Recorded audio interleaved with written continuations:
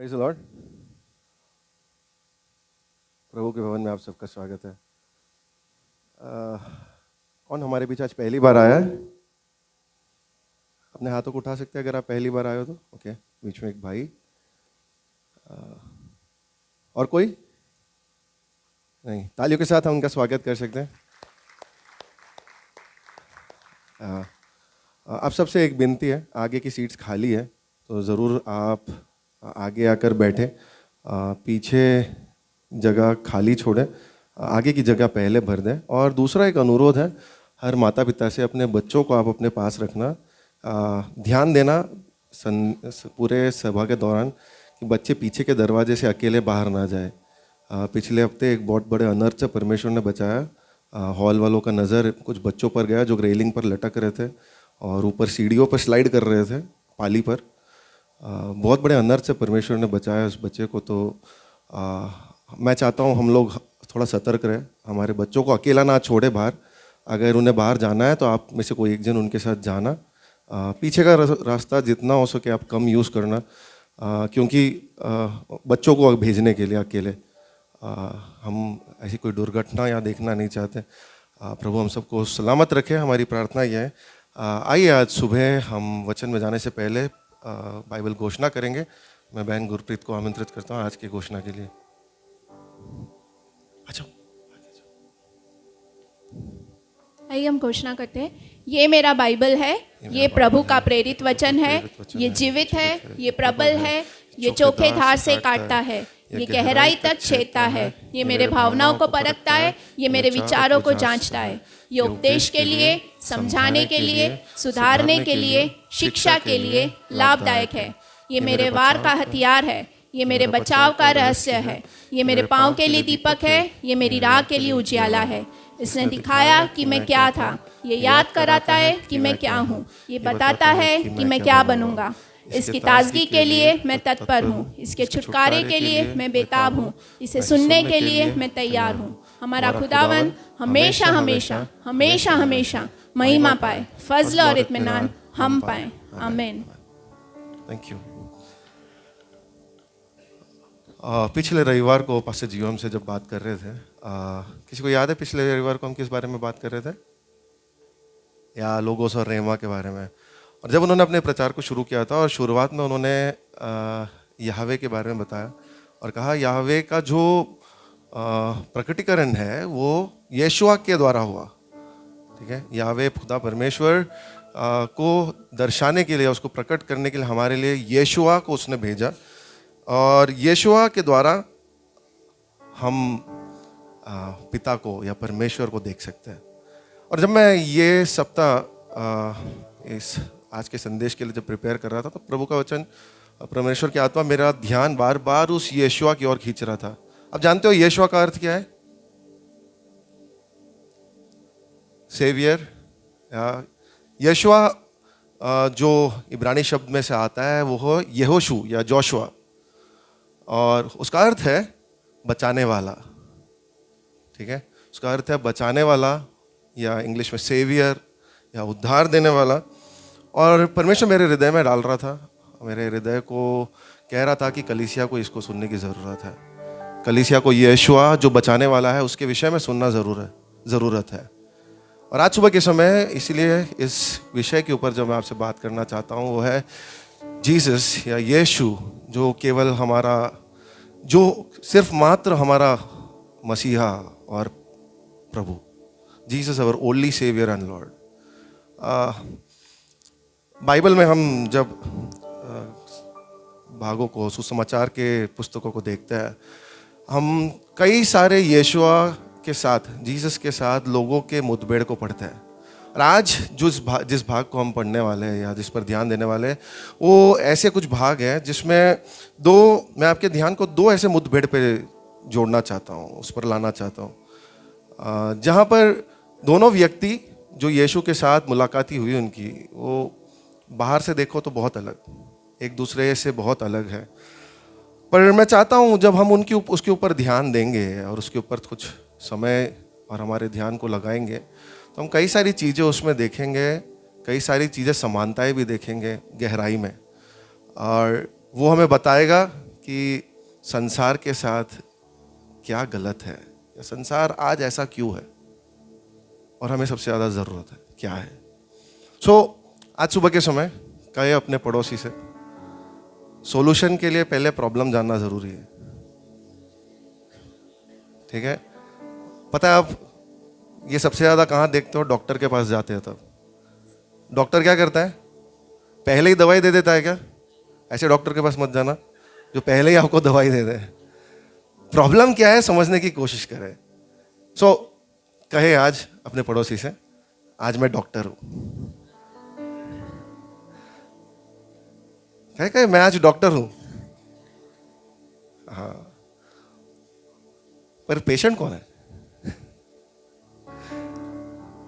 Patient आप नहीं है। पड़ोसी को ऐसा नहीं बोलना कि आप पेशेंट हो, कहना पेशेंट भी मैं ही हूं। मैं डॉक्टर हूं, मैं पेशेंट हूं, और मैं जानना चाहता हूं क्या प्रभु मुझे बताना चाहता है। आइए हम प्रार्थना में प्रभु के सामने आए। प्रभु, हम धन्यवाद करते हैं, शुक्रिया कहते हैं ये समय के लिए, इस संदेश को, इस वचन को तेरे हाथ में देता है। पवित्र आत्मा, तेरे उपस्थिति को, तेरे साथ को मैं मांगता हूँ। तू जो शब्द देगा वो शब्द कहने की सामर्थ्य और बल तू देना। यहाँ बैठे हृदयों को तेरे हाथ में देता हूँ प्रभु, उनकी ज़रूरतों को तू जानता है मुझसे बढ़कर। उनसे मुलाकात ही लेना प्रभु, तेरा नाम ऊंचा उठे यीशु मसीह के नाम में, आमीन।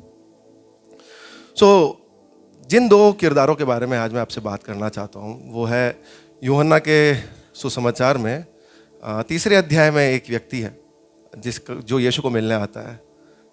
किसी को याद है? खोले बगैर याद है? निकोदेमस नाम का एक व्यक्ति है। वो एक फरीसी है। वो वहाँ का एक धार्मिक गुरु है या लीडर है, सामाजिक लीडर भी है। नैतिकता में अव्वल, हर नैतिक मर्यादा को, हर नियम को वो पालन करता है। ऐसा व्यक्ति है निकोदेमस। और यूहन्ना 4 में एक और व्यक्ति है जिसे यीशु मिलता है। आप उसको जानते हो? यूहन्ना 4 में वो एक औरत है जिसको हम बहुत अच्छे से पहचानते हैं। हम उसको सामरी औरत या सामरी स्त्री कहते हैं, सामरी स्त्री कहते हैं उसे। और उसके बारे में आप जो समझोगे निकोदेमस के बिल्कुल विपरीत है।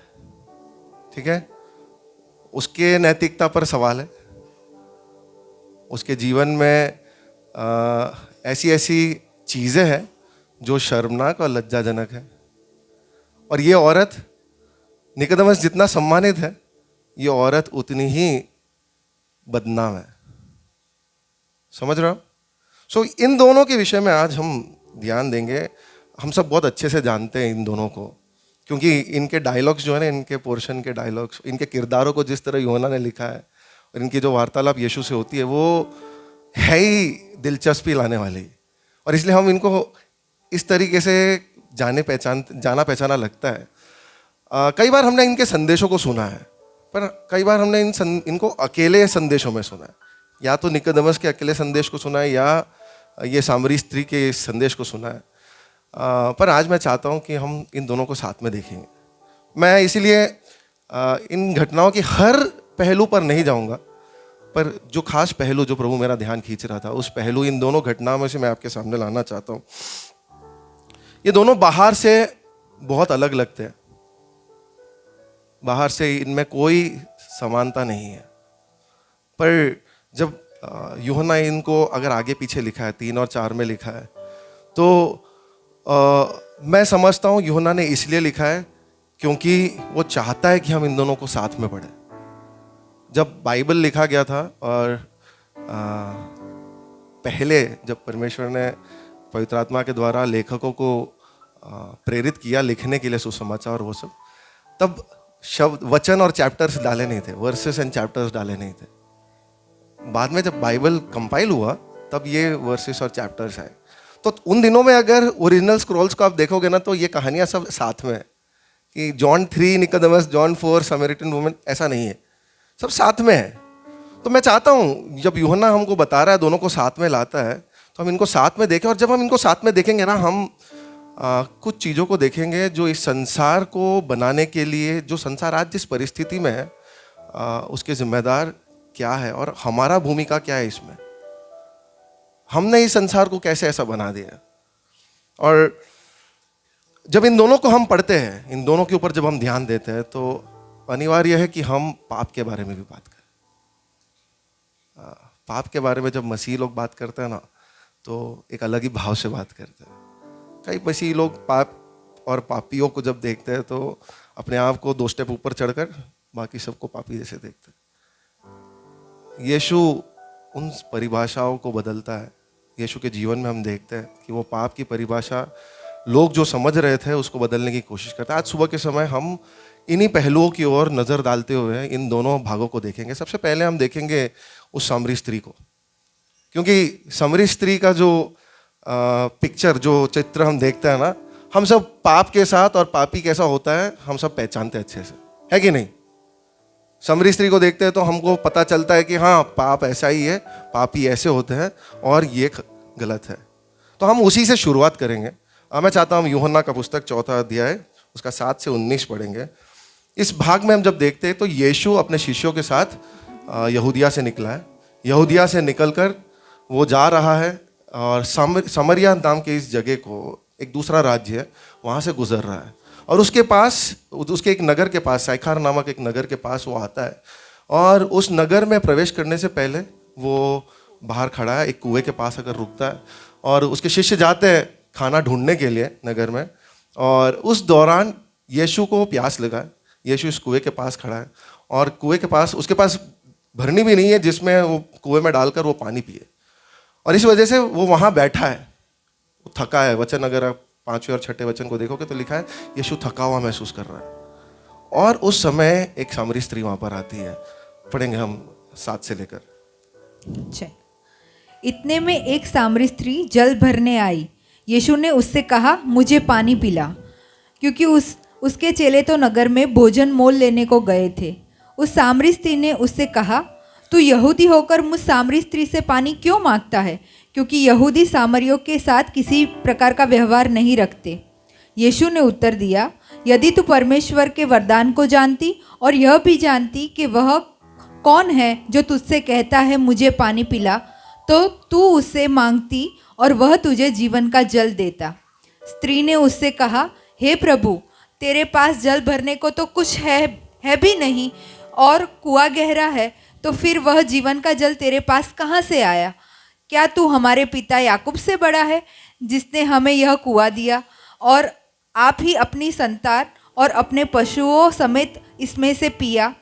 यीशु ने उसको उत्तर दिया, जो कोई यह जल पिएगा वह फिर प्यासा ना होगा, परंतु जो कोई उस जल में से पिएगा जो मैं उसे दूंगा वह फिर अनंत काल तक प्यासा ना होगा। वरन जो जल मैं उसे दूंगा वह उसमें एक सोता बन जाएगा जो अनंत जीवन के लिए उमड़ता रहेगा। स्त्री ने उससे कहा, हे प्रभु, वह जल मुझे दे ताकि मैं प्यासी ना हो और ना जल भरने को इतनी दूर आऊं। यीशु ने उससे कहा, जा अपने पति को यहाँ बुला ला। स्त्री ने उसे उत्तर दिया, मैं बिना पति की हूँ। यीशु ने उससे कहा, तू ठीक ही कहती है, मैं बिना पति की हूँ, क्योंकि तू 5 पति कर चुकी है और जिसके पास तू अब है वह भी तेरा पति नहीं। यह तूने सच ही कहा है। स्त्री ने उसे कहा, हे प्रभु, मुझे लगता है कि तू भविष्यवक्ता है। एक बहुत ही डिटेल्ड कन्वर्सेशन को हम यहाँ देख रहे हैं। यानी बहुत ही ग्राफिक डिटेल्स भी है, कुछ कुछ कई सारे मेटाफर्स यूज़ किए, कई सारे रूपक उपयोग किया है। और इस वार्तालाप मुझे बहुत इंटरेस्टिंग लगी।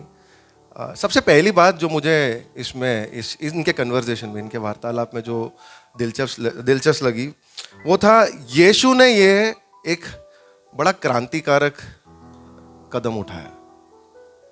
समझ रहे हो? मेरे पास आज प्रेज ही नहीं है तो शायद आप नोट्स या बैकग्राउंड कुछ नहीं ले पाओगे, पर मैं समझता हूँ आप अगर सुनोगे और आपको लिखना है तो आप नोट्स लिख सकते हो। यीशु एक क्रांतिकारी कदम उठा रहा है। क्यों ये क्रांतिकारी कदम है? उसके पीछे यहां जो यीशु करता है ना, यीशु एक स्त्री से बात कर रहा है।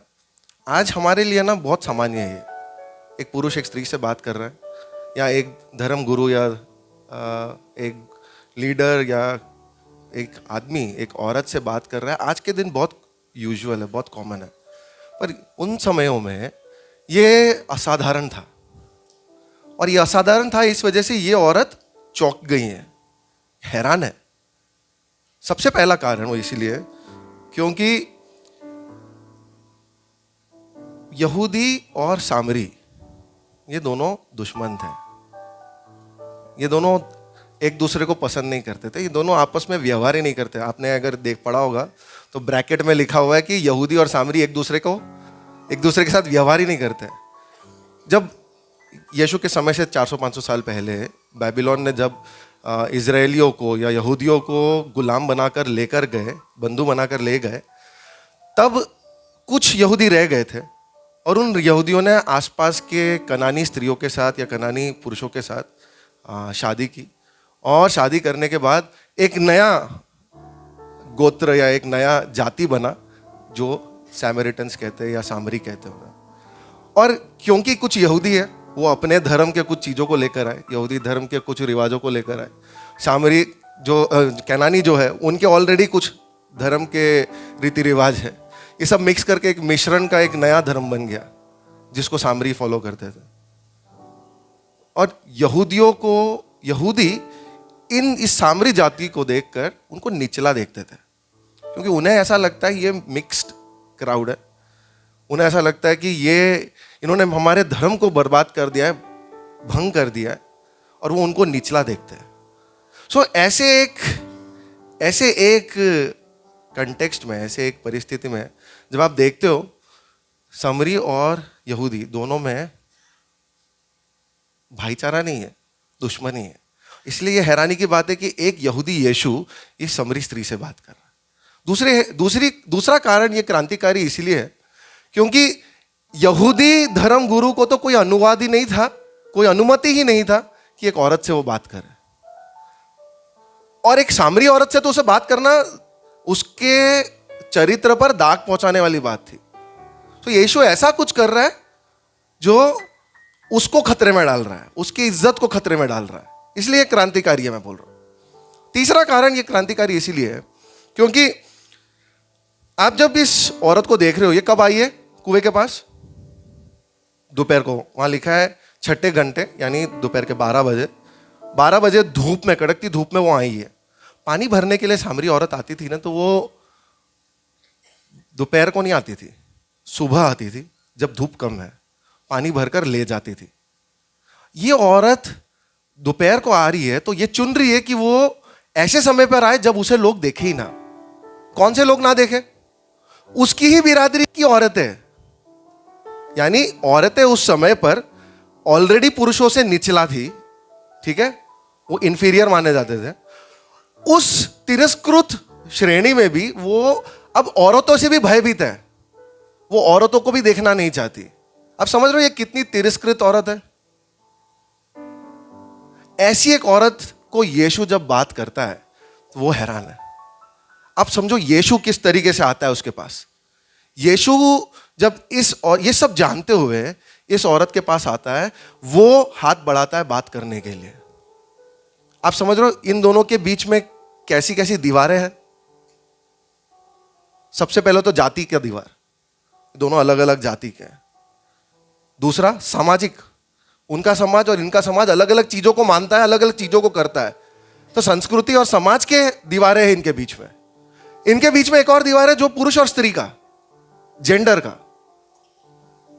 और इन सब के बाद इन दोनों के बीच में इनके नैतिकता की भी दीवार है। एक तरफ एक यहूदी धर्मी यीशु जो पूर्ण तौर से नैतिक है, और दूसरी ओर एक औरत जिसकी नैतिकता में बहुत सारे सवाल है। उसका जीवन ही ऐसा है कि वो बदनाम है। तो नैतिकता का एक दीवार भी इन दोनों के बीच में है। और आप यहां देख रहे हो यीशु को, वो हाथ बढ़ाता है उस औरत तक पहुंचने के लिए, इन सारी दीवारों को तोड़ते हुए। इन सारी दीवारों को तोड़कर जब वो इस औरत से बात करता है, वो औरत हैरान है। आप समझ रहे हैं? मेरे और आपके जीवन में ऐसा कुछ भी नहीं जो यीशु को रोकता है हमसे बात करने के लिए। हम कई बार सोचते हैं हमारी परिस्थिति, हम कई बार सोचते हैं हमारे हारा हुआ जीवन, कई बार मैं ऐसे संघर्षों से जूझ रहा हूं जिसमें से मैं जीत नहीं निकाल पा रहा। मैं हर बार एक ही चीज करता हूं, एक ही पाप करते जाता हूं, और हम उसको दीवार की तरह देखते हैं, और दीवार है वो मेरे और प्रभु के बीच में। पर यीशु उन दीवारों को तोड़ना भी चाहता है। यीशु वो इच्छा रखता है, वो तोड़ सकता है और वो तोड़ता है। इस समरी स्त्री के साथ जो बात और जो मुठभेड़ उसका हुआ, हम यहां देखते हैं यीशु सारे दीवारों को तोड़ रहा है। आप प्रोत्साहित हो ये जानते हुए कि कुछ भी चीज यीशु को रोकता नहीं है आप तक पहुंचने से। हालेलुया। ये औरत जब यीशु से बात कर रही है, पहली दिलचस्पी वाली चीज कि यीशु ने एक क्रांतिकारी कदम उठाया। दूसरा जो मुझे मेरे ध्यान को खींच रहा था और मेरे को देखकर लगा कि यीशु एक चीज यहां करता है जो है इस औरत का सामना करता है। हिंदी में मुझे समझ में नहीं आता वो वर्ड कैसे बोलूं, पर इंग्लिश में जीसस कन्फ्रंट्स हर। यीशु उसको मुंह पे सवाल करता है, उसका एकदम क्लोजेस्ट हिंदी में बोलूं। क्या करता है वो? आप देखो वो किस तरह बात कर रहा है। वो बहुत प्यार से, बहुत नरमी से, बहुत कोमलता से इस औरत से बात करता है, लेकिन उसके पाप और वो जो पापी है उस चीज को यीशु एड्रेस करता है, वो कन्फ्रंट करता है। कई बार मैं इसलिए कह रहा हूं कि कई बार है ना हम गलतफहमी पाल बैठते हैं कि यीशु हमारे पाप ढक देता है। मैं चाहता हूं हम में से कोई ये गलतफहमी में ना रहे कि यीशु हमारे पाप ढक देता है, यीशु हमारे पाप छुपा देता है, उसके बारे में बात नहीं करता। ऐसा नहीं है। पाप से परमेश्वर को नफरत है और यीशु पाप से भिड़ना चाहता है, और यीशु करेगा। आपके जीवन में पाप है तो यीशु आपसे जरूर उसे कन्फ्रंट करेगा। समरी स्त्री को देखते हम देखते हैं कि यीशु कन्फ्रंट कर रहा है, यीशु उसका सामना कर रहा है, पर एक अलग ही, एक नए से, एक नम्रता के, एक कोमलता है उसके बातचीत में। गौर दिया आपने वो किस तरह बात कर रहा है? उसके बातचीत में एक विशेष अनुग्रह, एक दया नजर आती है इस औरत से बात करते हुए। हम 10वां और 14वां वचन पढ़ेंगे। 10वां वचन और 14वां का फर्स्ट पार्ट क्या कहता है यीशु? यीशु ने उत्तर दिया, यदि तू परमेश्वर के वरदान को जानती और यह भी जानती कि वह कौन है जो तुझसे कहता है मुझे पानी पिला, तो तू उससे मांगती और वह तुझे जीवन का जल देता। एंड 14th फर्स्ट वर्ड, परंतु जो कोई उस जल में से पिएगा जो मैं उसे दूंगा, वह फिर अनंत काल तक प्यासा न होगा। यीशु यहां उसको कहता है कि अगर तू जानती मैं कौन हूं और मैं तुझे क्या दे सकता हूं, तो तू मुझसे ये जीवन का जल मांगती, और जब तू ये जीवन का जल पीती तो फिर कभी प्यासी ना रहती। यानी यीशु उसको यहां पर ये एक चित्र बनाता है, एक मेटाफर है, रूपक, जहां पर वो उसकी जरूरत को उसके सामने रखता है और वो कहता है जीवन का जल, वो जीवन का जल उपयोग करता है बताने के लिए अनंत जीवन को। ठीक है, अनंत जीवन के बारे में बात करते हुए यीशु कहता है ये जीवन का जल अगर तू जानती मैं कौन हूं और मैं क्या तुझे दे सकता हूं, तो तू ये जल मुझसे पाती और फिर तू कभी प्यासी नहीं होती। ये चित्र ना पानी, हम लोग को कई बार समझने के लिए ना थोड़ा दिक्कत होता है, क्योंकि हमें पानी का एक्सेस बहुत इजीली है, हमें पानी आराम से मिल जाता है, हमें सिर्फ नल खोलना है। पर ऐसी कई जगह है जहां पर पानी दूर दूर तक नहीं मिलता, लोग कुओं में से पानी निकालते हैं। ऐसी कई जगह है जहां पर धूप इतनी रहती है कि पानी मिलना मुश्किल है। अभी आने वाले महीने में भी आप देखोगे ऐसे लोग जो धूप में काम करते हैं, और धूप में इस प्रकार गर्मी में कि प्यास, उस गर्मी में जो प्यास लगती है वो प्यास इतनी गहरी, इतनी दर्दनाक प्यास होता है कि जब उस थकान के बाद जब थोड़ा सा पानी मिलता है तो उसको, उसके जीवन को, उसके मन को शांति मिलती है। आप समझ पा रहे हो क्या है पानी का काम ऐसे लोगों के लिए जिनको प्यास सच में बहुत गहरी है, कि जब वो थोड़ा सा पानी पीते हैं ना उनके अंदर शांति पहुंचती है। और यीशु इस औरत को कह रहा है कि मेरे पास कुछ है, मेरे पास कुछ है जो मैं तुझे दूंगा ना, तो जिस प्रकार पानी तेरे शरीर के लिए जरूरत है उस प्रकार तेरे जीवन में, तेरे आत्मा के लिए ये जरूरत है। यीशु कहता है अनंत जीवन है मेरे पास और ये तेरे आत्मा के लिए जरूरत है और ये केवल मैं दे सकता हूं। और यीशु उस चित्र को और भी आगे बढ़ाता है। यीशु उसको कहता है कि ये संतुष्टि कहां से आएगी तुझे, कि ये प्यास की जो संतुष्टि है ना, ये तेरे अंदर से आने वाली है। पढ़ेंगे 14 का सेकंड पार्ट। वरन जो जल मैं उसे दूंगा वह उसमें एक सोता बन जाएगा जो अनंत जीवन के लिए उमड़ता रहेगा। अरे जो जल मैं दूंगा वो उसके अंदर एक सोता बन जाएगा। सोता समझ रहे हो क्या है? जहां से शुरुआत होती है, सोर्स। मैं जो जल दूंगा ना वो तेरे अंदर एक सोर्स बन जाएगा, ये अंदर से बाहर उमड़ेगा।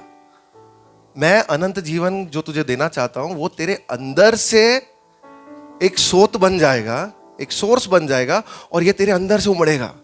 कहता है कि मैं जो तुझे दूंगा ना वो तुझे इस प्रकार की गहरी तृप्ति, संतुष्टि देगी, ऐसा अविश्वसनीय संतुष्टि जो बाहर के चीजों से निर्भर नहीं है। आप समझ पा रहे हो? मैं आपसे पूछना चाहता हूं, आपको क्या खुश करता है? What makes you happy?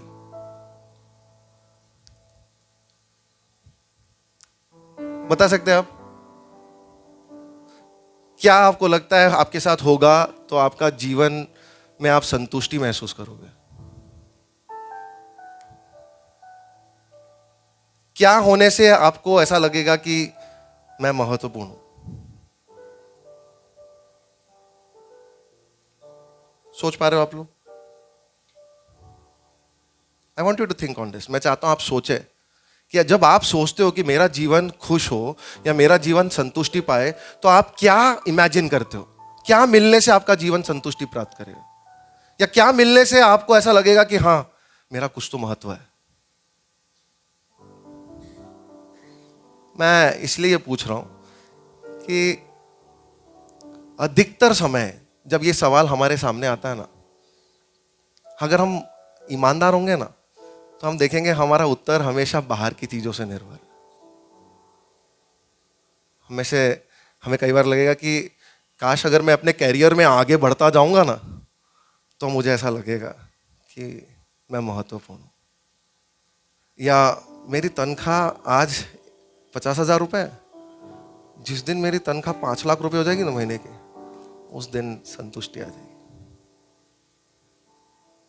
यानी हमको ऐसा लगेगा कि प्यार की तलाश मैं कर रहा हूं, कोई ऐसा मिल जाए या कोई ऐसी मिल जाए जो मुझे समझे, जो मुझे प्यार करे ना, तो मेरा जीवन सफल है, संतुष्टि आ जाएगी।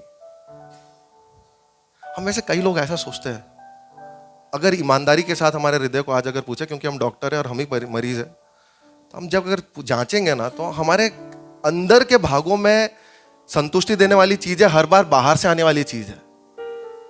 कि अगर ये मुझे मिल जाएगा तो मैं खुश हो जाऊंगा, अगर ये मुझे मिल जाएगा तो मैं संतुष्टि महसूस करूंगा, अगर ये मुझे मिल जाएगा तो मैं ऐसा महसूस करूंगा कि मेरी जरूरत है लोगों को।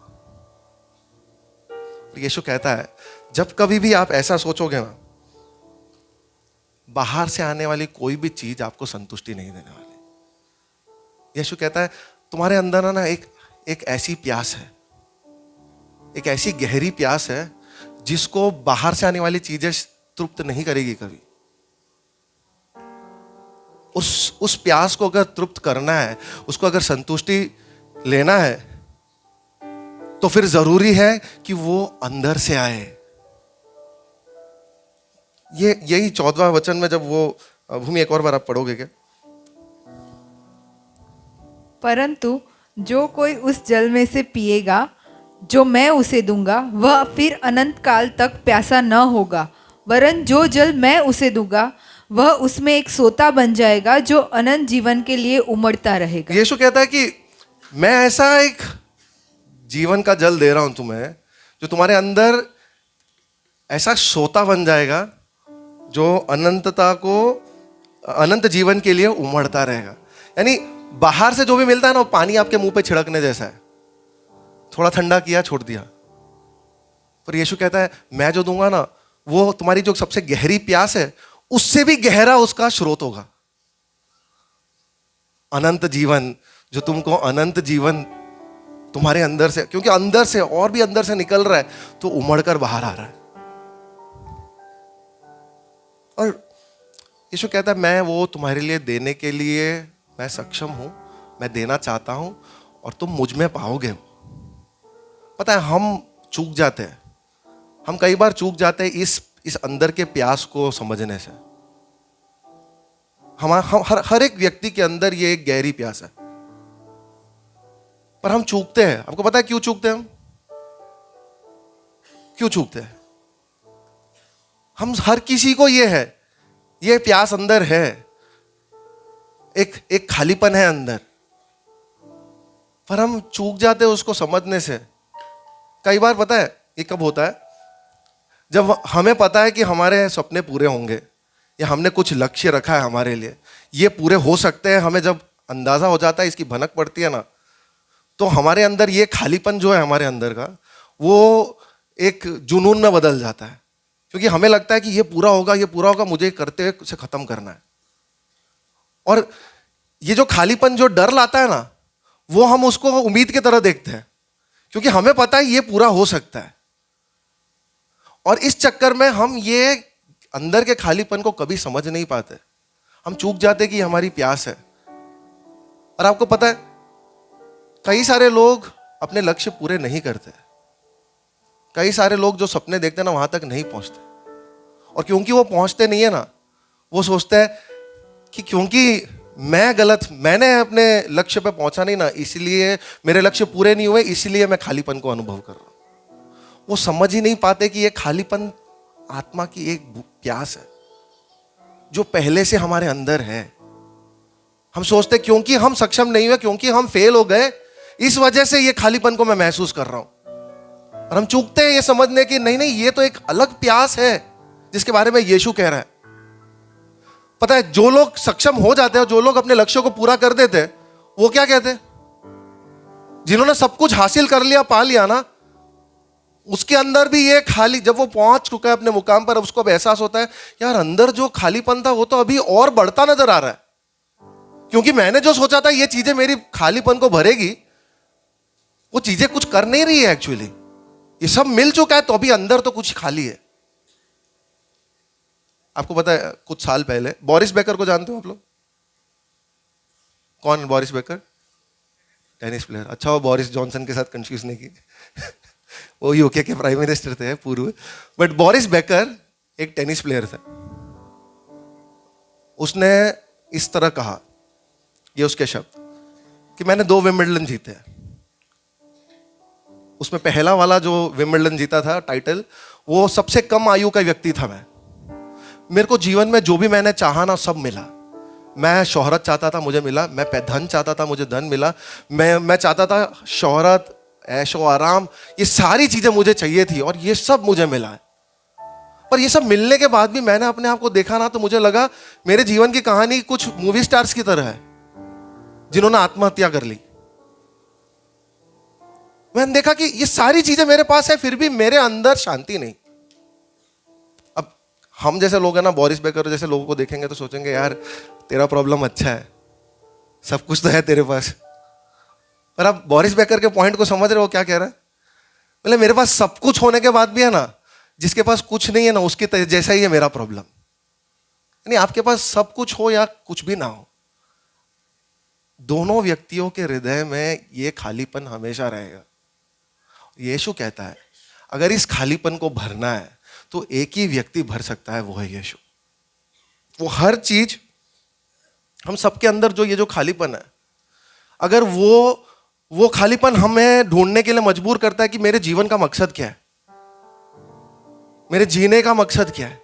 और यीशु करता है अगर ये जीने का मकसद तुम्हारे जीवन का मेरे अलावा कुछ और चीज है ना, तो वो तुम्हें हमेशा खाली ही महसूस कराएगी। जब तक तुम्हारे जीने का मकसद मैं नहीं बनता, तब तक तुम खाली महसूस करोगे। हम गा रहे थे आज, मयूर क्या गा रहे थे? जीने का मकसद तू ही है। हम गाते हैं हर संडे कि मेरे जीवन का जीने का कारण तू है, मेरे जीवन का मकसद तू है। पर अपने मन के लेयर्स को, परतों को आप खोलते खोलते गहरे अंदर तक जाओ और देखो कि क्या सच में यीशु आपके जीने का मकसद। यीशु कहता है हर वो चीज जो मेरे अलावा तुम जिसके लिए जीने के लिए कोशिश कर रहे हो, या मेरे अलावा जिनको यूज कर कर तुम इस खालीपन को भरने की कोशिश कर रहे हो ना, वो तुमको हमेशा खालीपन की तरफ ही ले जाएगी। एक तो वो चीज आपको गुलाम बना देगी अपना, वो ऐसा महसूस कराएगी कि अगर ये तुम्हें नहीं मिला तो कल कुछ नहीं, सब खत्म। वो चीज तुमको इस तरीके से उस मुकाम तक पहुंचने से आपको ऐसा लग रहा है कुछ खतरा है, तो आप भयभीत होने लगोगे। अगर आपको लगता है एक अवरोध आ गया है सामने, एक रुकावट आपके सामने आ गई है उस मुकाम तक पहुंचने के लिए, तो अब आप गुस्सा होने लगोगे। और अगर आप वहां तक पहुंचे नहीं ना, तो आप अपने आप को कभी माफ नहीं कर पाओगे। इस चीज, जो भी चीज यीशु के अलावा जो भी चीज आप उपयोग करते हो अपने खालीपन को भरने के लिए, वो आपको छोड़ देगी, वो आपको त्याग देगी, वो आपको अपने आप को माफ करने कभी नहीं देगी। और अगर आपने इन चीजों को हासिल भी कर दिया ना, तो अभी वो खालीपन वहीं रहने वाला है। सो यीशु कहता है कि तुम्हारे अंदर की जो प्यास है ना, उसको बाहर की चीजें नहीं भरेगी। मत ढूंढो अपने कैरियर में, मत ढूंढो अपने बैंक अकाउंट में, मत ढूंढो अपने प्यार में, रिश्तों में वो चीज जो तुम्हारे खालीपन को भरे। क्योंकि तुम्हारे खालीपन को भरने के लिए अगर कुछ है, तो मैं जो जीवन का जल हूं, जो तुम्हारे अंदर एक स्रोत मैं उत्पन्न करना चाहता हूं, सिर्फ वो आपके खालीपन को भर सकती है। आपको पता है डेविड फॉस्टर वैलेस करके एक लेखक है। मैं इस विषय के ऊपर जब पढ़ रहा था और मैं जब सर्च कर रहा था, तो मैंने उनके एक स्पीच को देखा। ये व्यक्ति विश्वासी नहीं है, ठीक है, पर बहुत बड़े लेखक है, कई सारे बुक्स उन्होंने लिखे, और वो इस प्रकार लिख रहा है। वो लिख नहीं रहा था, उसने एक्चुअली ये ग्रेजुएशन स्पीच में कहा था। वो कहता है हर कोई कुछ ना कुछ तो वर्शिप करता है, हर व्यक्ति कुछ ना कुछ आराधना करता है। ये चॉइस उसका है कि वो किसकी आराधना करता है।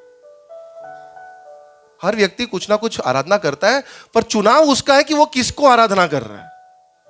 और वो कहता है, ये जो विश्वासी नहीं है, जो व्यक्ति कहता है, ऐसा कोई भी चीज जो आप जिसकी आराधना कर रहे हो, अगर वो ईश्वर नहीं है, तो वो आपको जिंदा खा जाएगी। आप समझ रहे हो?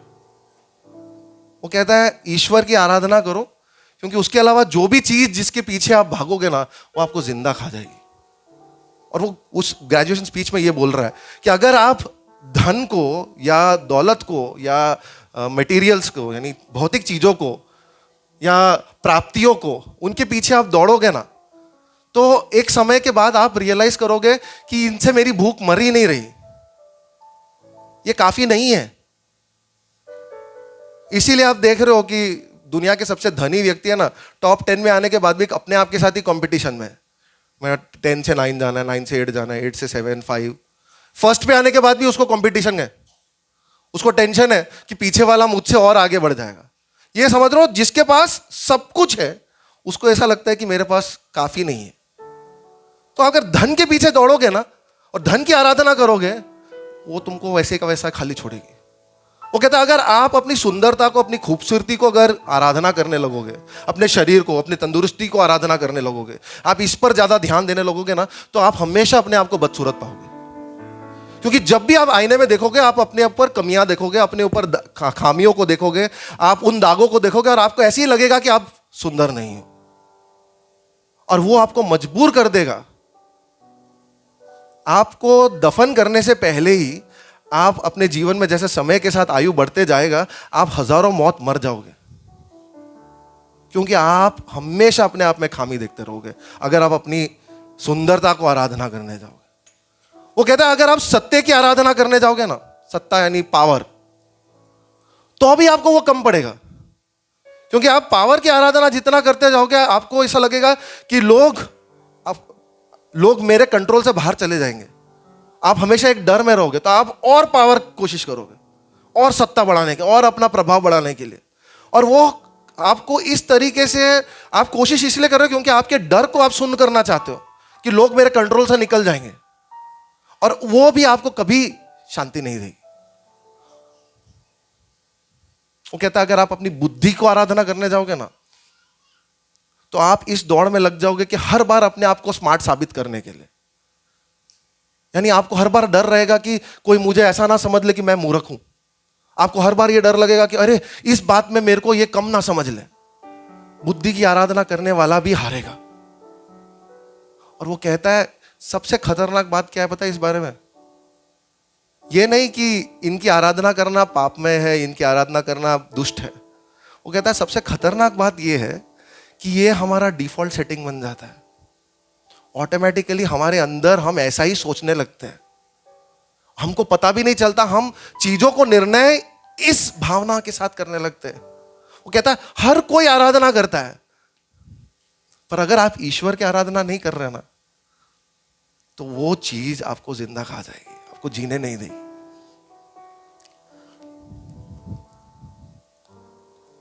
यीशु कहता है जब तक तुम मेरी आराधना नहीं करोगे, मुझे अपने जीवन के मध्य में नहीं रखोगे, जब तक तुम तुम्हारी इस आत्मा की जो प्यास है ना उसको बुझाने के लिए मेरे पास नहीं आओगे, जब तक तुम अपने इन सारे दर्दों को लेकर मेरे पास नहीं आओगे, अपने सवालों को, अपने वजूद को मुझ में नहीं ढूंढोगे ना, तब तक तुम हारते और खाली महसूस करोगे। और वो जो सारी चीजें जो आप उपयोग करोगे ये खालीपन को भरने के लिए, वो चीजें आपको छोड़ देगी, वो चीजें आपको हरा देगी। ये समरी स्त्री जब यीशु ये सब उसको कहता है जीवन के जल के बारे में, वो उसको पूछती है ये जीवन का जल क्या है, ये मुझे कैसे मिलेगा? तो यीशु कहता है, यीशु का जवाब देखा था आपने, ये जीवन का जल कैसे मिलेगा? कहता जा अपने पति को लेकर। वो कहती है मेरे पास पति नहीं है। तो यीशु कहता है तेरे पास बराबर है, तू सच कह रही है, तेरे पास 5 पति थे और अभी तू जिसके साथ रह रही है वो तेरा पति नहीं है, तू सच कह रही है। और ये सुनकर वो औरत कहती है अरे आप सच में भविष्यवक्ता हो। अरे क्या यीशु उसको जलील कर रहा था? नहीं, यीशु उसको जलील नहीं कर रहा। अगर जलील कर रहा था तो वो इन दीवारों को तोड़कर उससे बात ही नहीं करता। यीशु उसे जलील नहीं कर रहा था। तो फिर क्या यीशु टॉपिक क्यों चेंज कर रहा है? जीवन के जल के बारे में बात कर रहा है और उसको फिर कहता है कि नहीं तू अपने पति को लेकर आ। यीशु टॉपिक भी नहीं चेंज कर रहा, पर यीशु उसको बता रहा है कि तुझे अगर ये जीवन का जल क्या है जानना है और इसकी प्रकृति कैसी है तुझे जानना है, तो तुझे इस बात का एहसास होना जरूरी है कि तेरे अंदर ये प्यास ऑलरेडी थी और तू इसे ढूंढते ही आ रही है। बात अलग है कि तूने इस प्यास को बुझाने के लिए आदमियों को ढूंढा।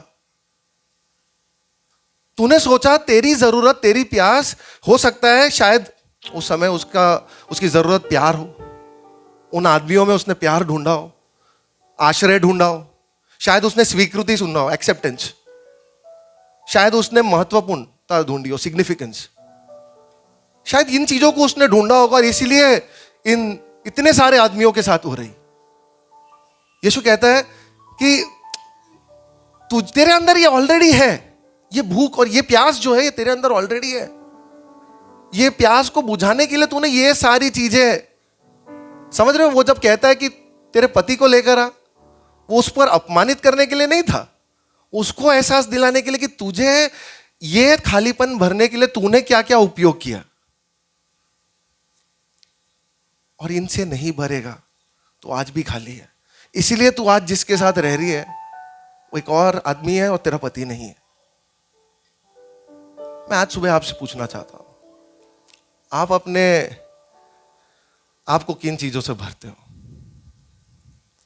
आप आपके प्यास को किन किन चीजों से भर रहे हो? आपको मुझे जवाब देने की जरूरत नहीं। अगर आप लिख रहे हो तो आपके नोट में लिखे और घर जाकर आप उस पर सोच सकते हो और उसी नोटपैड में लिखते रहे कि सही मायने में मैं अपनी प्यास किन किन चीजों से डुबा रहा हूं।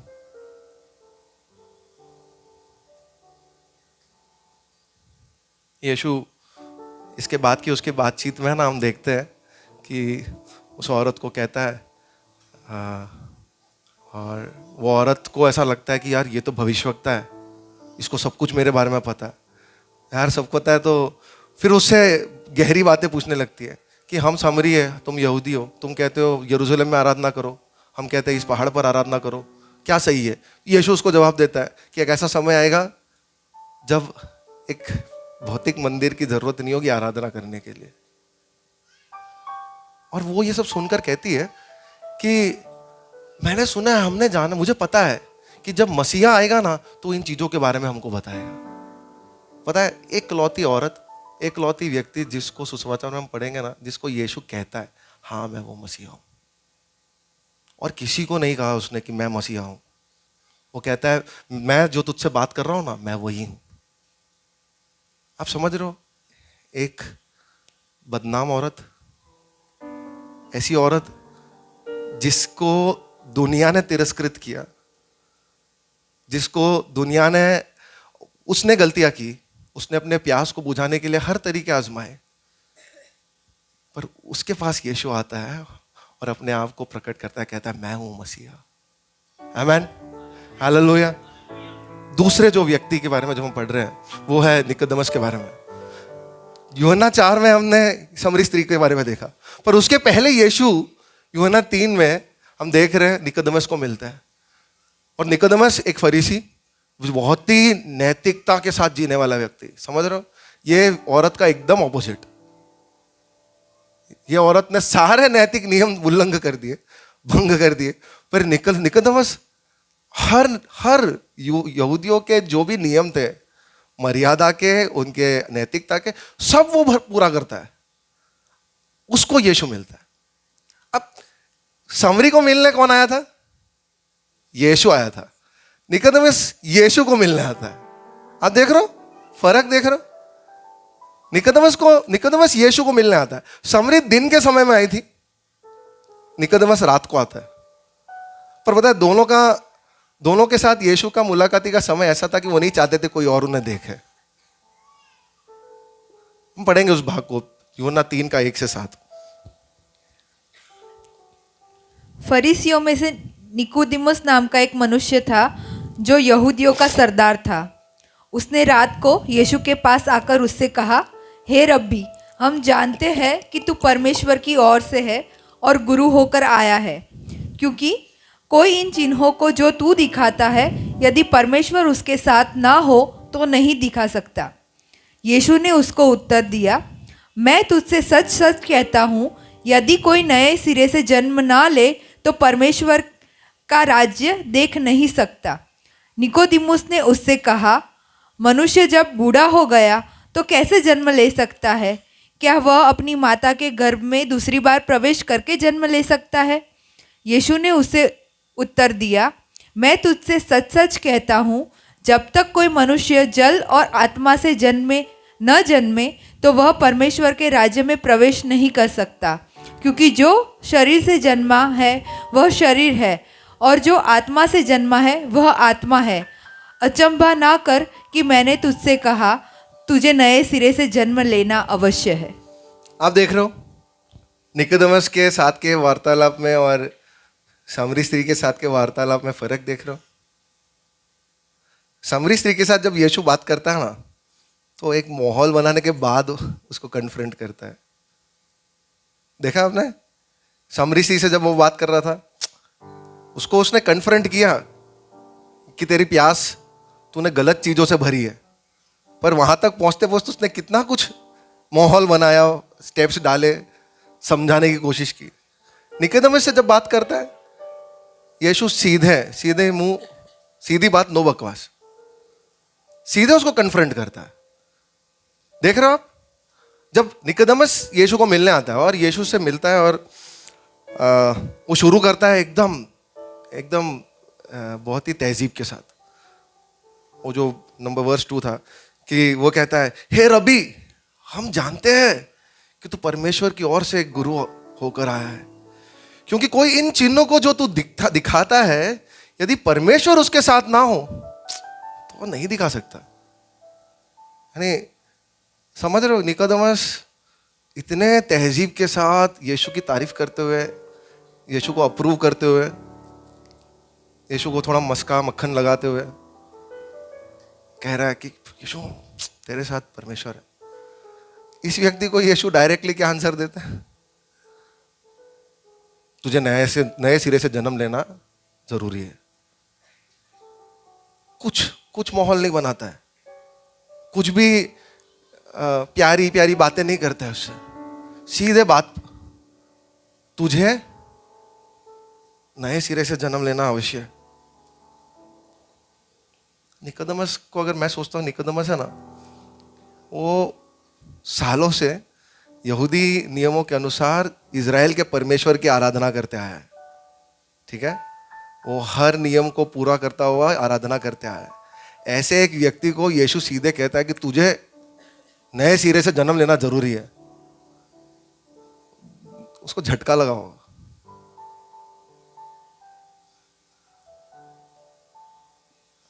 नए सिरे से जन्म लेना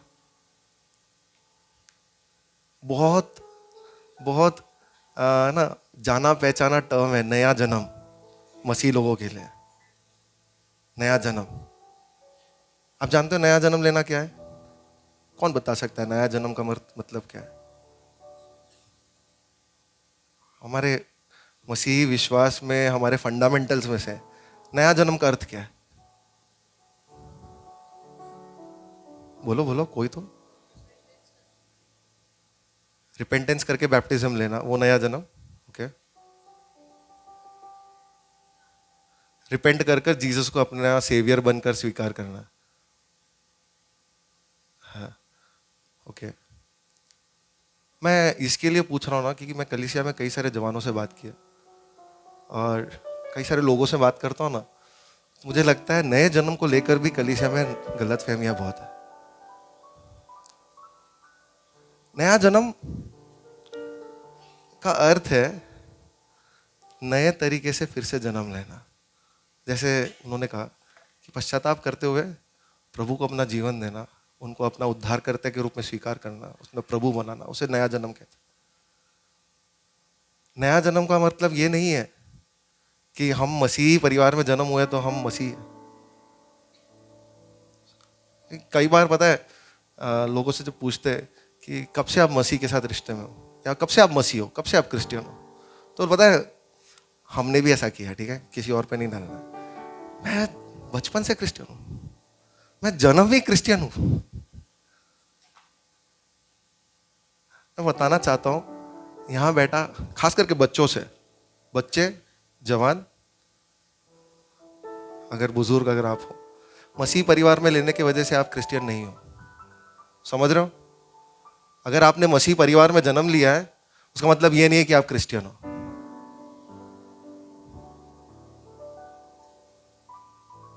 नए जन्म के बारे में कुछ गलतफहमियां मुझे हटाना है। वो है, नया जन्म का मतलब ये नहीं है कि पुनर्जन्म, कि इस जीवन के बाद हम वापस एक शारीरिक तौर से नया जन्म लेंगे, नहीं है। नया जन्म की एक और गलतफहमी है कि बपतिस्मा नया जन्म को दिखाता है। नहीं, बपतिस्मा नया जन्म नहीं है। नया जन्म हमारे मसीह के साथ के इस चाल में सबसे पहला स्टेप है, क्योंकि तब तक हमारा आत्मा मरा हुआ है, क्योंकि हम सब पाप में है ना, हमने सबने पाप में जन्म लिया है। तो नए जन्म के पहले तक, जब तक पवित्र आत्मा हमारे आंखों पर से अंधकार की पट्टी नहीं हटाता, हम सब अंधकार में है, हम सब पाप में है। पर जो फर्स्ट स्टेप है, जैसी अंधकार की पट्टियां हमारी आंखों से पवित्र आत्मा हटाता है, तो हमें एहसास होता है कि हम पापी हैं और हम अंगीकार करते हैं। हम यीशु को देखते हैं और यीशु ने मेरे लिए और आपके लिए क्या किया, देखकर हम उसे अपनाते हैं कि तू ही मेरा सेवियर है, तू ही मेरा उद्धार करता है यीशु, तू ही मेरा बचाने वाला है। और तू केवल मेरा बचाने वाला नहीं है, तू मेरा प्रभु भी है। तब नया जन्म होता है। वो जो आत्मा जो मर गई थी ना, मरी हुई थी ना, तब वो आत्मा जन्म लेती है। बपतिस्मा बाद में आता है, नया जन्म पे नहीं आता है बपतिस्मा। पर पता है आपको, नए जन्म पे ही आपको अनंत जीवन मिलता है। बपतिस्मा तक जाने की राह नहीं देखनी अनंत जीवन के लिए। जिस दिन आप मसीह में नया जन्म लेते हो, पुराना सब गया, अब आप एक नई सृष्टि हो, अनंत जीवन के हकदार हो आप। क्या कहता है यीशु निकोदेमस को? जब तक तुम नए सिरे से जन्म नहीं लोगे, तुम उसके राज्य में प्रवेश नहीं करोगे। हालेलुया, समझ पा रहे हैं? नया जन्म का ये नहीं है मतलब, गलत फहमी एक और, कि क्योंकि हम मसीह घर में जन्म हुए हैं ना तो हमारे लिए नया जन्म ऑप्शनल है। ये गलत फहमी है, ठीक है, ये गलत है। अगर आप मसीह परिवार में जन्म लिए हो तो भी आपको नया जन्म लेना जरूरी है। नया जन्म परमेश्वर का काम है। जब मैंने जैसे कहा पवित्र आत्मा अंधकार की पट्टी को हटाता है तब आप एहसास करते हो। तो जैसे आपकी प्राकृतिक जन्म में आपको मेहनत नहीं करनी पड़ी, हाँ, जब आपके मम्मी के पेट से आप बाहर आए थे आपको कुछ मेहनत करना पड़ा? कुछ नहीं करना पड़ा। ठीक उसी तरह जब आत्मा में आप नया जन्म ले रहे हो, परमेश्वर में नया जन्म, आपको कोई मेहनत नहीं करना है। आप उस यीशु ने जो आपके लिए कर लिया है उसको देखकर उस पर विश्वास करते हो, उस पर अंगीकार करते हो, हाँ यीशु तू मेरा मसीहा है और तू मेरा प्रभु है। तब आपका नया जीवन शुरू होता है, तब आप अनंत जीवन के हकदार हो चुके हो। हालेलुया। नया जीवन के बारे में एक और, नया जन्म के बारे में एक और गलत फहमी है कि लोगों को लगता है जिनकी जिंदगी बहुत बेकार होती है ना, जो इतने सारे पाप कर चुके हैं और बहुत ही बुरी हालत में, उन लोगों को ये नया जन्म की जरूरत है। तो जिनके जीवन बेहतर है ना, उनको इसकी जरूरत नहीं है। ये भी एक गलत फहमी है। नया जन्म की जरूरत हर किसी को है। क्यों?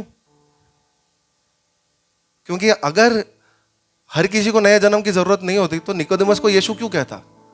निकोदेमस सारे नैतिक नियमों का पालन करता है, सारे यहूदी नियमों का वो पालन करते आया है, वो वहां का धर्म और समाज का अगुवा है।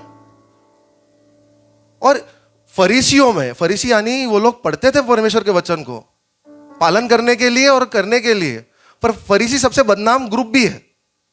पर उन फरीसियों में भी निकोदेमस को अगर आप देखोगे ना तो उसमें एक नम्रता दिख रही है, क्योंकि कल के आए यीशु को, जिसके पास कोई ट्रेनिंग नहीं है, वो जब रब्बी बन के घूम रहा है तो उसको मिलने आया है और वो कहता है नम्रता के साथ कि हे रब्बी।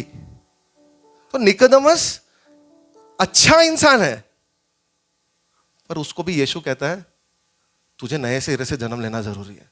आप समझ रहे हो? देख रहे हो? वो सामरी स्त्री जो तिरस्कृत थी, अन्य जाति की, उसको और प्रभु के जाति का निकोदेमस, दोनों को यीशु एक ही स्तर पर लाता है। दोनों अलग अलग नहीं है, दोनों एक ही स्तर पर है और कहता है तुम दोनों इक्वली सिनर्स हो, तुम दोनों पापी हो और तुम्हें जरूरत है। हालेलुया। क्यों यीशु ऐसा कहता है? क्यों यीशु ऐसा कहता है कि ऐसे एक परफेक्ट निकोदेमस को कि तुझे नया जन्म लेने की जरूरत है? क्यों ऐसा यीशु कह पाता है? क्यों निकोदेमस को इस औरत के लेवल पर ले आता है और कहता है कि तुम दोनों एक बराबर हो? वो इसलिए क्योंकि पाप के बारे में हमारी जो समझ है ना, हमारा साधारण समझ, उसकी परिभाषा को यीशु बदलना चाहता है और यीशु हमें उसकी एक गहरी समझ देना चाहता है। यीशु इन दोनों घटनाओं के द्वारा हमें बताना चाहता है कि पाप जैसा आप सोच रहे हो ना, उससे कहीं बढ़कर है। उसकी समझ आपको होना जरूरी है।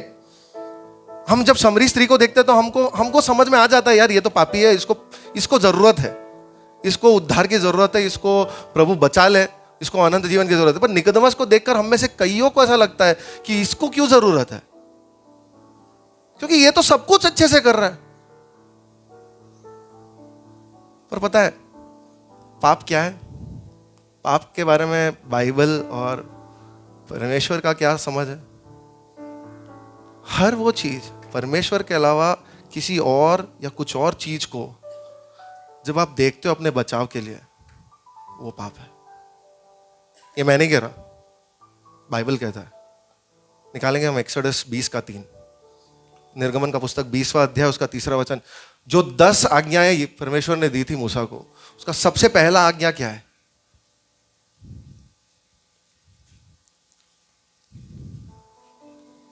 चेक।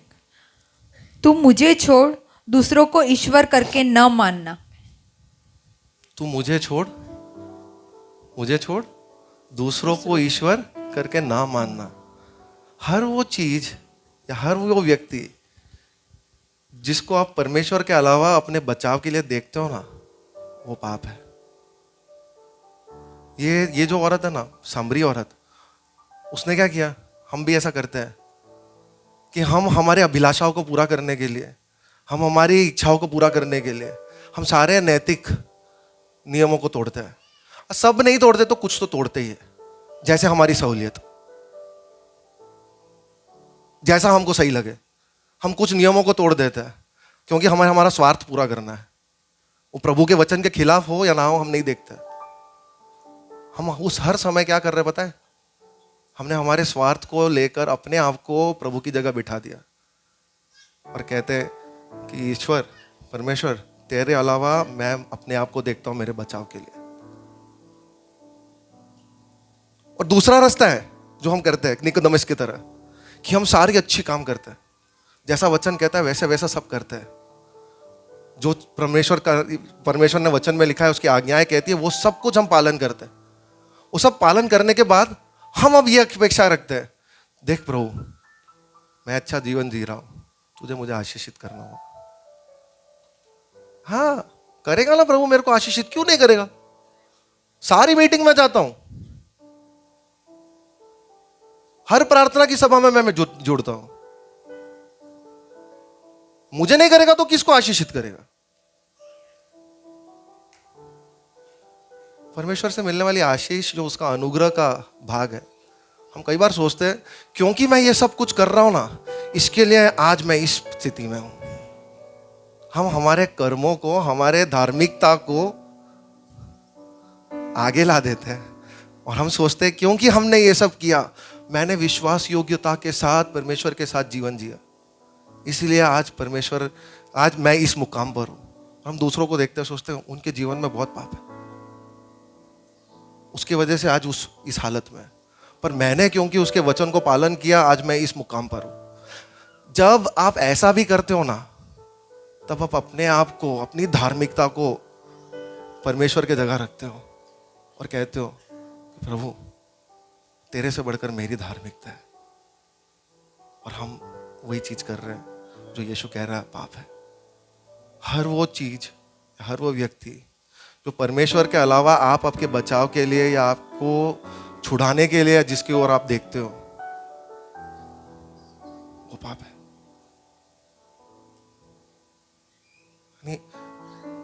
एक हमारी इच्छाओं के अनुसार हम जीवन जीते हैं नियमों को तोड़ते हुए, और दूसरा जब हम सही तरीके से जीते हैं पर हम ये समझ भूल बैठते हैं कि हम हमारा भाग करते हैं, परमेश्वर उसका अनुग्रह देता है।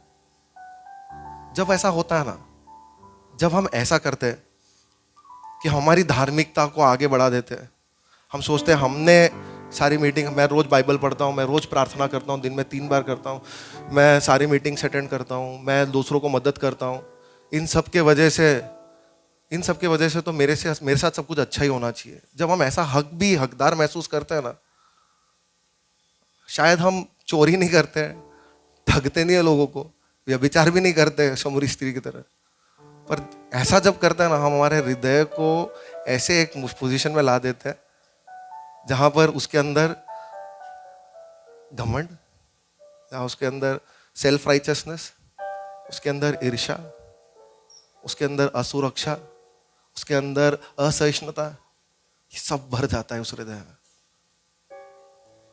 और वो अपने आसपास के लोगों को भी बेचैन कर देता है, परेशान कर देता है। आपको हैरानी होगी कि कलीसिया में निकोदेमुस जैसे लोग कई सारे हैं, हमारी कलीसिया नहीं, जनरल परमेश्वर की इस कलीसिया में, जो सोचते हैं कि उनके कर्मों के वजह से परमेश्वर उन्हें आशीषित कर रहा है, क्योंकि वो परमेश्वर के साथ विश्वास योग्य है, इसके लिए परमेश्वर आशीष। क्या है हम कि परमेश्वर हमारे विश्वास योग्यता के अनुसार आशीष देखें हम अपने आप को, हम हैं विश्वास योग्य, क्यों हमारी विश्वास योग्यता परमेश्वर देखे? अगर वो देखेगा तो हम यहां खड़े नहीं रह सकेंगे उसके सामने। यीशु निकोदेमुस और इस सामरी स्त्री दोनों को एक स्तर पर लाता है और कहता है तुम दोनों को अनुग्रह की जरूरत है, तुम दोनों इक्वली सिनर्स हो, तुमको अनुग्रह की जरूरत है, और वैसा ही है मेरा और आपका हाल भी।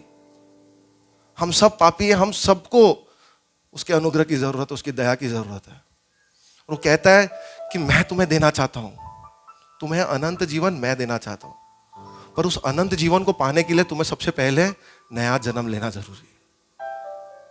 नया जन्म लेकर तुम्हें पश्चाताप करना जरूरी है।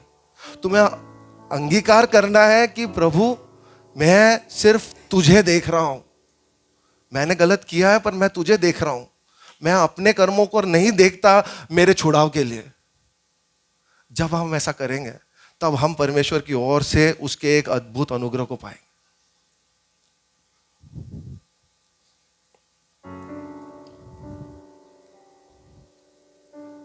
सो उपाय क्या है? ये था प्रॉब्लम, ये था प्रॉब्लम कि हम सब प्यासे हैं, हमारे अंदर गहरी एक प्यास है जिसको भरने के लिए हम बाहर की चीजों को उपयोग करते हैं भरने के लिए। और वो नहीं तो कई बार हम हमारे धार्मिक कर्मों के द्वारा हम सोचते हैं कि हम परमेश्वर को हमारी ओर हमारे लिए काम करने के लिए मजबूर करेंगे। यह प्रॉब्लम है मैं और आप जो आज झूंझ रहे हैं, संसार झूंझ रहा है। इसका सॉल्यूशन क्या है? इसका सॉल्यूशन, हम में से कई लोग है ना स्यूडो सेवियर्स ढूंढ रहे हैं, हम लोग फर्जी मसीहा ढूंढते हैं। हम कई बार हमारे कैरियर को देखते हैं कि हमें ऐसी कंडीशन से बचा ले। जैसे मैंने पहले कहा, हम कभी दूसरों के प्रेम को ढूंढते हैं कि उनका प्रेम पाने से शायद मैं अपने इस प्यास को या अपनी जरूरत को पूरा कर दूं। पर ये सब झूठे हैं। आपको पता है, अगर आप आपकी कैरियर की आराधना करोगे या आप कैरियर के पीछे जाओगे तो एक दिन आएगा जब वो आपको पूरा नहीं करेगा। जब आपका कैरियर आपको निराश करेगा ना, तब आप अपने आप को इस तरह नफरत करोगे और अपने आप को इस तरह माफ नहीं कर पाओगे, क्योंकि आपको लगेगा आप सबसे बड़े पराजय हो। आप सोचोगे कि मेरे में ही कमी है, इस वजह से मैं यहां सफल नहीं हुआ। ये एक उदाहरण है, पर इसके जगह पर कुछ भी चीज रखे जो आपको लगता हो आपका जीवन भरेगा। हर चीज आपको उस तरफ एक निराशा की तरफ ही ले जाएगी। जब तक यीशु नहीं है आपका भरने का स्थान, तब तक आप निराशा ही महसूस करोगे। हर चीज यीशु के अलावा आपको निराश करेगी। आपका पति आपको निराश करेगा, आपकी पत्नी आपको निराश करेगी, आपके बच्चे आपको निराश करेंगे, आपके माता पिता आपको निराश करेंगे, आपके दोस्त आपको निराश करेंगे, ये सब आपको निराश करेंगे। पर एक है जो नहीं निराश करेगा, वो है यीशु। हम निराश करेंगे उसे, पर वो कभी फेल नहीं होता। Jesus never fails. वो कभी नहीं निराश करेगा। और वो निराश हमसे निराश होता, हम उसको निराश जब करते हैं ना, तब भी वो हमको माफ करता है। हालेलुया। दूसरी चीजें जो हमें निराश करती है, हम अपने आप को माफ नहीं कर पाते हैं। यीशु को जब हम निराश करते हैं तो यीशु हमें माफ करता है और वो कहता है कि मैं हूं तुम्हारा सॉल्यूशन। तो शमरी स्त्री का जो पोर्शन है ना, आप 4 अध्याय को आगे पढ़ते जाओगे ना, तो आप देखोगे वो अपने गांव वालों के पास जाती है और कहती है कि यार मेरे को यीशु मसीहा मिला, उसने मेरे बारे में बताया और वो मसीहा है। और वो कहती है कि उसने चलो चलो मेरे साथ चलो, अपने गांव वालों को उसके साथ ले जाती है। वो कहती है कि मैंने जीवन के जल को पाया, और अपने साथ ले जाती है उनको यीशु के पास मिलाने के लिए। मैं सोच रहा था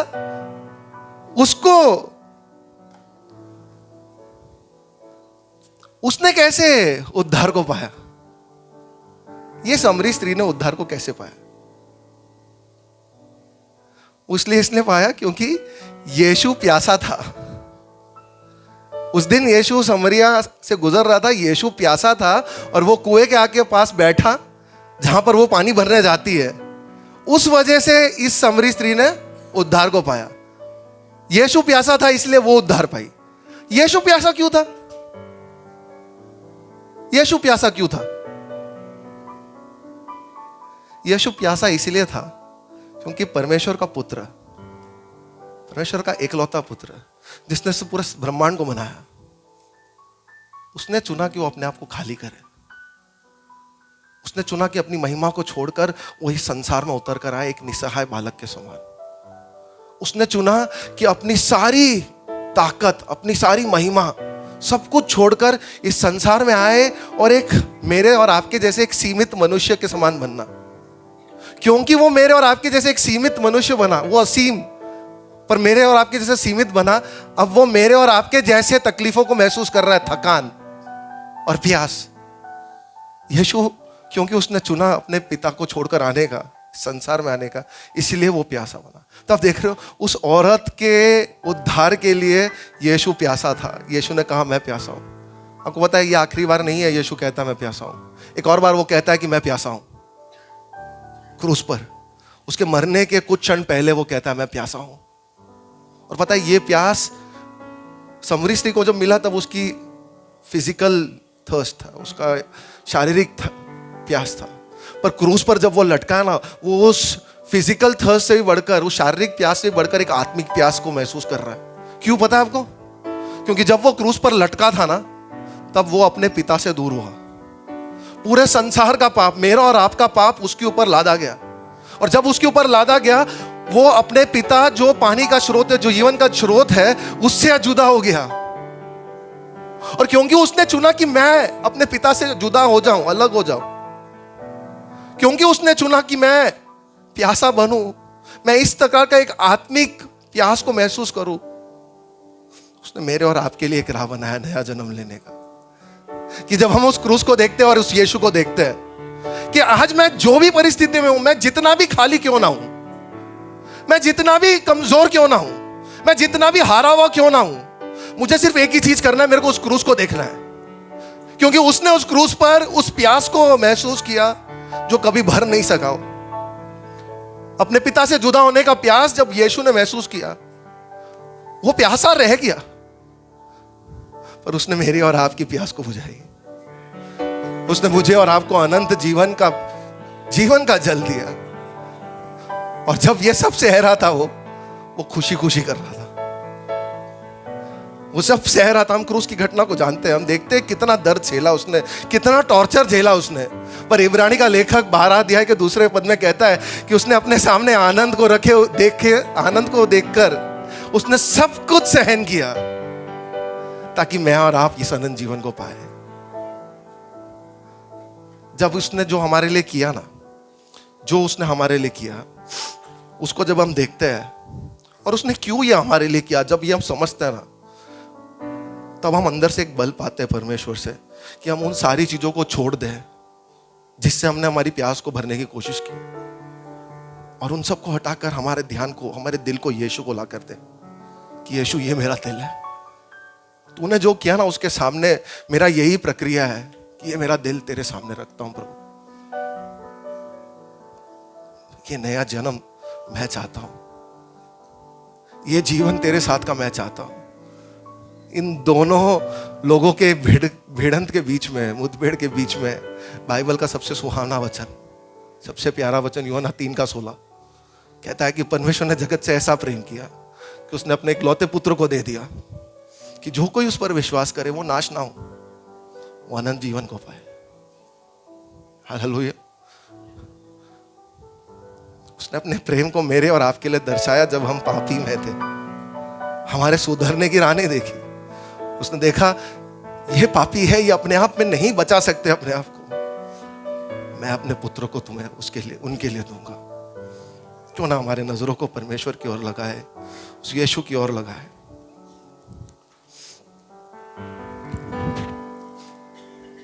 कि प्रभु तेरे हाथ में हम अपने आप को सौंपते, तेरे इस अद्भुत बलिदान, उस तेरे इस कुर्बानी को हम तेरे हाथ में देते हैं। उसको याद करते हुए परमेश्वर इस समय हम आते हैं। हम हर बार हारे हुए महसूस करते हैं। कई बार परमेश्वर हम जो कहते हैं तेरे बारे में कि तू ही हमारी प्यास बुझाता है, तू ही है जो हमें उठाता है, तू ही हमें जो छुड़ाता है, हम ये कहते हैं प्रभु, पर हमारे अंदर ना कई बार हम कुछ और ही चीजों पर विश्वास करते हैं और हम उसी अनुसार हमारे जीवनों को जीते हैं। ये सोचते हुए कि बाहर की चीजें हमारे प्यास को बुझाएगी। तो प्रभु धन्यवाद कि तू कहता है, तू ये आश्वासन देता है कि ये चीजें नहीं भरेगी, क्योंकि हम ये पाकर भी खाली महसूस करते हैं।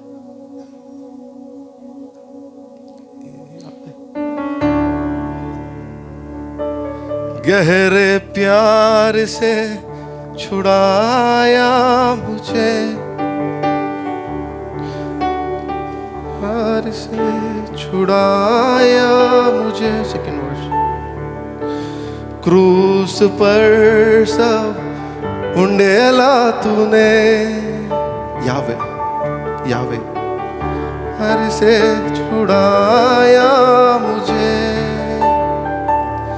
क्रूस पर तान उंडेला तूने,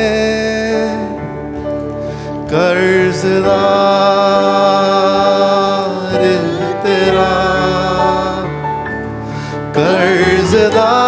कर्जदार तेरा, कर्जदार तेरा, यावे यावे यावे, अनोखा तेरा प्यार है, अनोखा तेरा प्यार है। गहरे प्यार से एक और बार, गहरे प्यार से बचाया मुझे, क्रूस पर प्राण उंडेला तूने, गहरे प्यार से बचाया मुझे, क्रूस पर प्राण उंडेला तूने,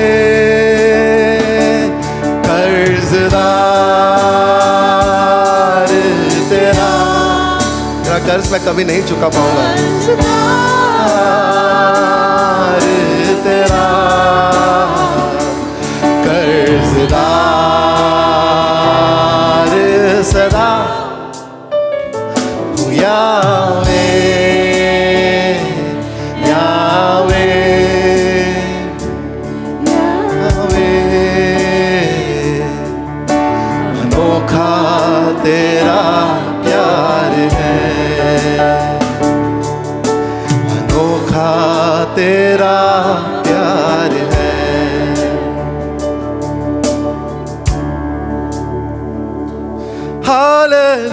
हालेलुया, प्रभु तेरी स्तुति हो, हालेलुया, तूने हराया मृत्यु को, तूने तोड़ी हर जंजीर, तेरे नाम में रिहाई यीशु मसीह, तू है आशा मेरी।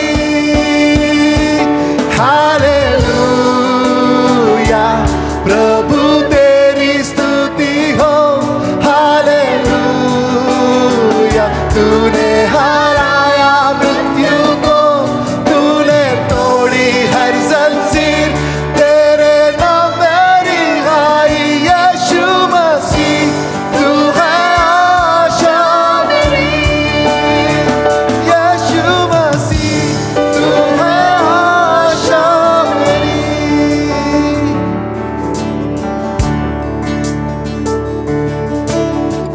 हालेलुया, उसने तोड़ा हर जंजीर, उसके नाम में रिहाई। यहाँ बैठे हर कोई व्यक्ति जो इन जंजीरों में बंधा हुआ है, जो बार बार अपने प्यास को बुझाने के लिए, अपने अंदर के खालीपन को बुझाने के लिए यीशु के अलावा दूसरी चीजों को जब हमने देखा है प्रभु, और इन जंजीरों में अपने आप को जकड़े हुए पाते हैं, तब पर हारे हुए महसूस करते हैं, वो आज सुबह के समय हम तेरी क्रूस की ओर देखते हैं, क्योंकि तूने तोड़ी हर जंजीर को, तेरे नाम में तू रिहाई देता है हमारे जीवनों में। हमारी आत्मा जो तड़पती है हमारे बार बार पाप के वजह से, जब हमारी आत्मा तड़प रही है, जूझ रही है प्रभु, तू उसको रिहाई देने के लिए अपने हाथ को बढ़ाता है। तूने तोड़ी हर जंजीर, तेरा नाम है रिहाई, यीशु मसीह तू है आशा मेरी। तूने तोड़ी हर जंजीर, तेरे नाम में रिहाई, यीशु मसीह तू है आशा मेरी। यीशु मसीह तू है आशा मेरी। सुबह के समय प्रभु जी हम तेरे सामने आते हैं, अपने घुटनों को तेरे सामने टेकते हैं प्रभु जी। प्रभु तू ही हमारे जीने की वजह है, तू ही हमारा जीने का मकसद है प्रभु। माफी मांगते हैं प्रभु कि हर पल वो हर समय जब हमने तेरे अलावा दूसरी चीजों पर हमारी नजरों को लगाए, ये सोचते हुए कि शायद वो हमें बचाए, वो हमें थोड़े समय के लिए राहत देगा, आज सामने, आज सुबह के सामने हम तेरे सामने आते हैं और तुझसे कहते हैं प्रभु हमें माफ कर। धन्यवाद कि तू कहता है हर पल हर समय हम पश्चाताप के साथ, मन फिराव के साथ तेरे सामने आकर हमारे पापों को कबूल कर कर तुझसे माफी पा सकते हैं, तेरी क्षमा को हम पा सकते हैं। धन्यवाद प्रभु। प्रभु उन सारे समय जब हमने सोचा कि हम हमारी धार्मिकता के कारण तेरे आशीष के हकदार है प्रभु, उन सारे समय जब हम पाखंडी हुए हैं परमेश्वर, जब हमने अपनी धार्मिकता को तेरे तुझसे ऊपर प्राथमिकता दी है प्रभु, उन सारे अवसरों के लिए भी हम तुझसे माफी मांगते हैं प्रभु। प्रभु मदद कर कि हम नम्रता के साथ तेरे सामने हर पल आए। तू कहता है, तूने तेरे वचन से बच्चों से आज मैं याद दिलाया कि हमारे जरूरत के समय पर दया और अनुग्रह हम तुझसे पा सकते हैं, और इसीलिए हम दौड़कर हियाव के साथ तेरे कृपा के सिंहासन के सामने आ सकते हैं। तो आज यहाँ बैठे, यहाँ खड़े, यहाँ दर्द में जो हृदय है तो उन्हें देख रहा है। धन्यवाद पवित्र आत्मा, तू उनसे बात कर। उनके हृदय में अगर दोष उन्हें ठुकरा रहा हो या उन्हें रिजेक्ट कर रहा हो, मैं प्रार्थना करता हूँ प्रभु पवित्र आत्मा उन्हें एक और बार याद दिला कि वो दौड़कर हियाव के साथ तेरे कृपा के सिंहासन के सामने आ सकते हैं, और जब कभी वो हम ऐसा करें हम तुझसे अनुग्रह और दया को पाते हैं। मैं इस समय खास तौर से उन लोगों को ये समय देना चाहता हूं जो आज तक यीशु को अपनाए नहीं है, और आज आपने संदेश को सुना, परमेश्वर आपसे बात कर रहा है। हो सकता है आप यीशु को नहीं जानते थे या कुछ कुछ चीजें ही जानते थे। हो सकता है आप बचपन से अपने जन्म से यीशु को जानते हो, पर आपने आज तक यीशु को अपने उद्धारकर्ता के रूप में स्वीकार नहीं किया। मैं आपको ये मौका देना चाहता हूं। आपको अपने स्थान पर हाथ उठाने की जरूरत नहीं, पर अगर आप अपने हाथों को उठाना चाहते हो तो आप उठा सकते हैं, और मेरे साथ इस प्रार्थना को कर सकते हैं कि प्रभु धन्यवाद कि मुझ पापी को तूने अकेला नहीं छोड़ा। इस क्रूस पर प्रभु जी तूने अपने जान को मेरे लिए दिया। तूने ये साबित किया कि जब मैं पापी में था तूने अपने प्रेम को मेरे लिए दर्शाया। मेरे पाप तुझे नहीं रोकते, मेरा पाप तुझे नहीं, तेरे सामर्थ्य को रोकता नहीं, पर जब मैं मेरे पाप को तेरे सामने लाता हूं तो उन्हें लेने के लिए तैयार है। आज सुबह के समय मैं अंगीकार करता हूं कि मैं गुनहगार हूं प्रभु जी, पर मैं तेरे इस अनंत जीवन को मैं भी चाहता हूं। तूने उस समरी स्त्री को दिया, तू मुझे देने के लिए भी सक्षम है प्रभु। मैं मानता हूं कि तू मेरा उद्धारक है। आज से तू मेरे जीवन का प्रभु है प्रभु जी। ये नए सिरे से जन्म मैं तुझ में आज लेना चाहता हूं प्रभु। मेरे भाई और बहन जिस किसी ने भी ये प्रार्थना की आज, तूने हिम्मत देना, तूने बल देना, इस नए जीवन में तेरे साथ एक अद्भुत जीवन जीने के लिए तूने मदद करना। तेरा नाम ऊंचा आए हुए सभी को तेरे हाथ में देते हैं। धन्यवाद कि उनकी परिस्थितियों में तूने उनसे बात किया। तेरे उपस्थिति के लिए धन्यवाद, तेरे काम के लिए धन्यवाद। तेरे सामने हम अपने आप को समर्पित करते हैं, तेरे अनुग्रह और तेरी कृपा को मानते हैं। तेरा नाम ऊंचा उठे, यीशु मसीह के नाम में मांगते हैं, सुना ग्रहण करते हैं।